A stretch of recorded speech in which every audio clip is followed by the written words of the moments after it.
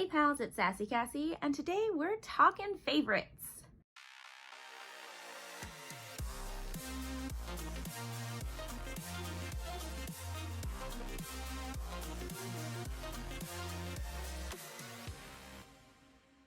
As always, I'd like to thank all of my subscribers and anyone watching this video.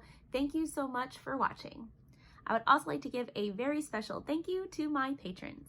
Now, before we get started, I do just want to put, I guess, like a disclaimer here at the beginning that even though my channel is mostly anime related, this video is going to be focused on my top 5 anime/cartoons because one of my top 5 is not technically an anime, but I love it so much that it can't not be in my top 5 of like anything animated ever. So I have to include it, but I want to put the disclaimer beforehand that it is not technically an anime, so it's not a top 5 anime list. I'm just saying it's a top 5 animated list. The other thing I should mention is that these are in no particular order because I have a hard time ranking things. I'm a very indecisive person in the reality of things. I'm so indecisive. So I have a top 5, but they are in no particular order, just the order that I'm going to talk about them. I think I put them in the order that they came out. No, I did not put them fully in the order that they came out. Anyway, number 1, Cardcaptor Sakura. Now, if anybody listens to my podcast, you will know that this is hands down one of my favorite animes of all time. I love Magical Girl. It's probably, I think, the thing that the Magical Girl genre is what got me into anime. But Cardcaptor Sakura, which was the original, I guess, like English translation was Cardcaptors, and I watched that on the WB. And let me just say, that song is a bop. If you've never heard it, you just gotta listen to it. Cardcaptors, a mystic adventure. Cardcaptors, a quest for all time. It's so good. There are just so many things I love about Cardcaptor Sakura. I love her friendships. I love the characters. I love the designs. I love all the costumes. Unlike most Magical Girl anime, Cardcaptor Sakura doesn't have like transformation sequences. Her friend just makes her lots of really cute outfits for like every adventure she goes on, which I think is different, but also a really nice take on the Magical Girl transformation sequence thing. And also so that you kind of get more outfits. It's not just the same hero type costume. Not that there's anything wrong with that. I love those as well, but I just really love that feature about this anime. I also really, really love that this anime features like multiple types of love. You know, there is love between like guys, love between girls, love between people that are older and younger, and it just was very mind-blowing when I actually went and watched it in Japanese, the full version without all the stuff cut out. Granted, now they've redubbed it in English. I just don't really care for it, probably because nostalgia-wise, I just think of Cardcaptors, but I really just felt like when I watched it, like actually watched the full thing for the first time, my mind was just blown because there were so many important, beautiful moments that were just kind of cut out or retranslated to fit what people think that the young American children at the time needed to watch, or at least cut out the things they didn't want us to watch. But despite all that, I still grew to super, super love it. I will say I love it so much. I've done several cosplays. I cannot like really speak to the amount of love I have for this anime. That is one of the series that I wanted to make sure that I owned. Needless to say, despite the fact that it is an older series, it is, again, one of my absolute favorites, and I will just never own enough things from that series.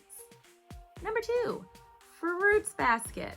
I again talked about this on my podcast. It is hands down one of the best manga anime I have ever read, I have ever watched. When I first read this series, first of all, this was the first series I owned in its entirety. It's 23 volumes. I have the original print and the collector's edition. It is one of the first manga I owned in its entirety that I bought with my own money from my high school job.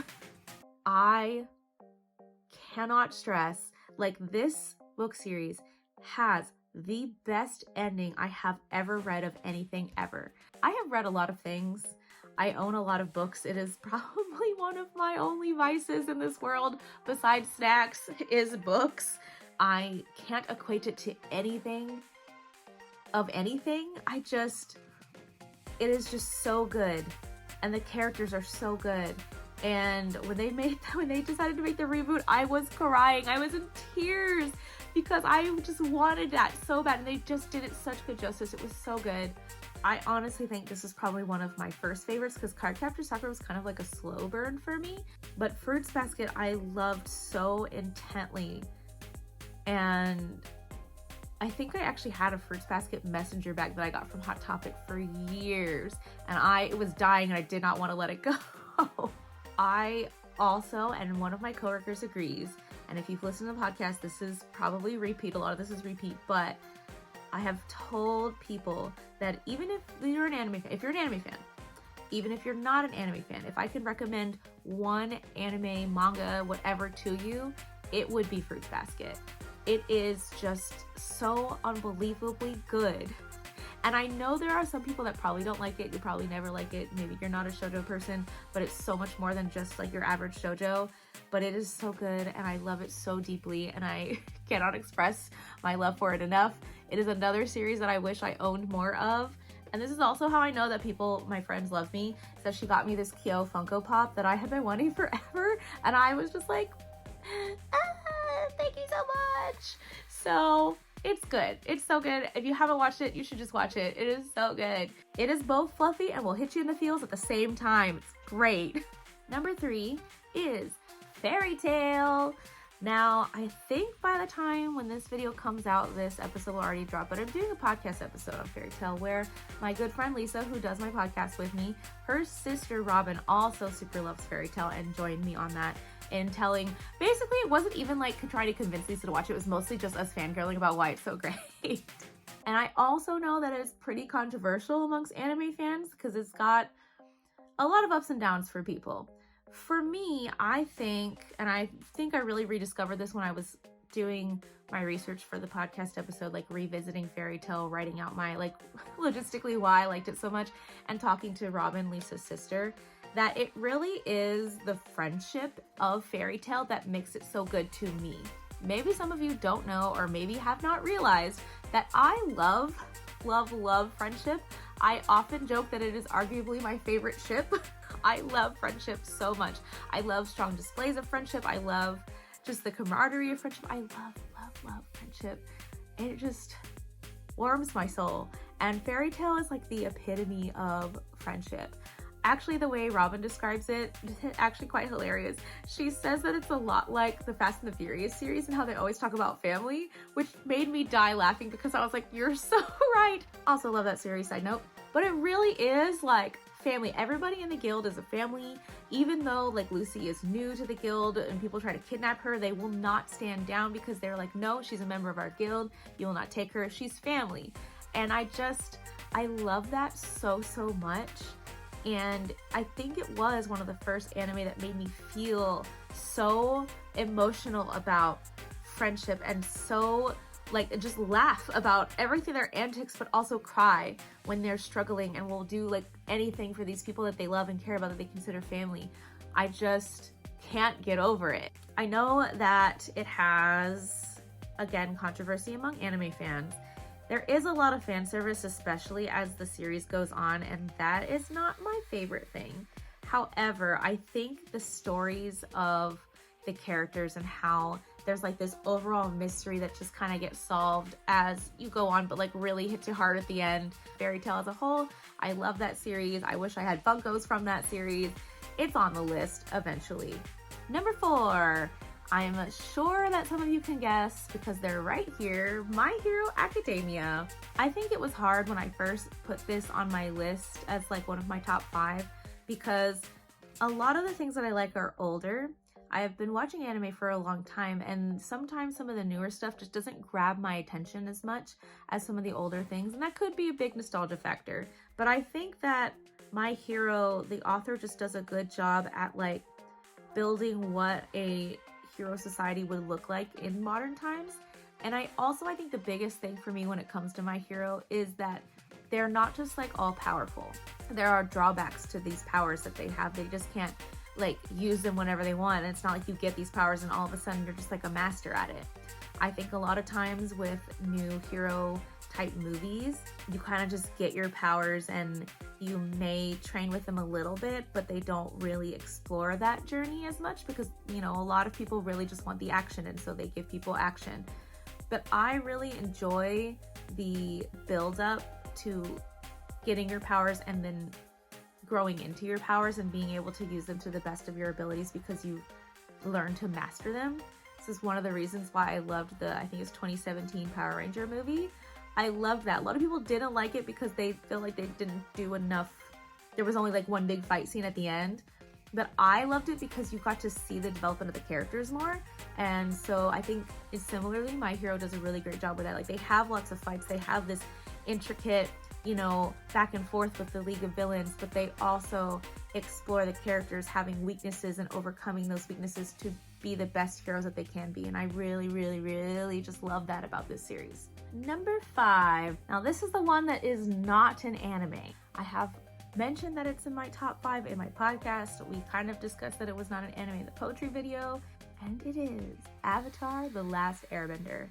I'm sorry, but I'm not sorry because I love this show so much that if I were to consider anything animated, it would have to be in my top 5. Again, it's not like my 5th on the list. Again, all 5 of these are kind of equal in my mind because I'm really indecisive and I can't decide which one I would like better. But Avatar, I feel like you don't even need to explain. Avatar is just good. I know a lot of you maybe potentially know my friend Liz, who I have been introducing to things. I actually told her during the pandemic that we should watch Avatar, and we watched the first 2 or 3 episodes, and then she went home and binged like the whole thing immediately because she loved it so much. It withstands the sands of time. It is good. It will always be good. Like, I really don't feel like there needs to be any justifications because if anybody's watched Avatar, you will just know it is amazing. I mean, they explore so many things you never think a children's show would explore, but they also have great characters. They have great story. They have great villains or adversaries, as they say in that podcast. I mean, I feel like if I could have to choose one to share a number 1 spot, it would be Avatar. It's so good. Now let's talk honorable mentions. This first one I have to talk about because I would not be into anime if it was not for this one. Now I know a lot of people have first animes, and I'm sure that Cardcaptors I watched, you know, Yu-Gi-Oh, Pokemon, all that stuff is technically anime, but I didn't really know. This is the first one that I knew that it was an anime, and it is what led me to read and watch more stuff. But I think it's best if I tell you the tale. So, it's Saturday morning. My mom is at work. My mom is a single mom. I was the oldest.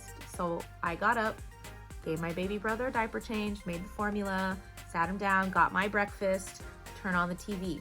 And I turn on 4Kids TV.